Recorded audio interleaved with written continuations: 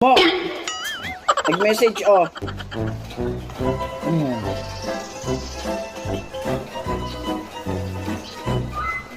Kate, akala ko ba nakausap mo na?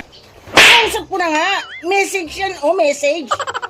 Eh bakit tinanong niya kung sino po sila? Eh di ba sabi mo kahapon nakausap mo na? Nakausap ko na nga. Nag-message nga ngayon kasi di ba may bagyo. May bagyo. Inanitan ka. Opo, maulan po dito. Kayo po ba si Kuya Gimo? Pwede po ba sa ibang araw na lang? Nako.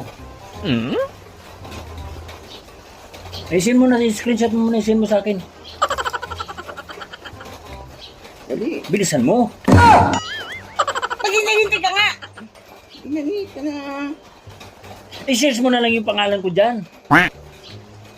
Ayan na. Inanitan ka. Hindi ka maghintay, ha? Hindi ka maghintay. Di kausapin na lang natin si Ma'am Tis. Tawagan natin. Oh.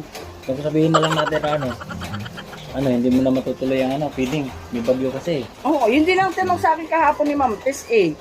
Oh. So, cancel mo na ang feeding. Oo. Ano na lang? Ang kausapin mo din si Ma'am Si Mami Solbenis. Oo. Okay, sige.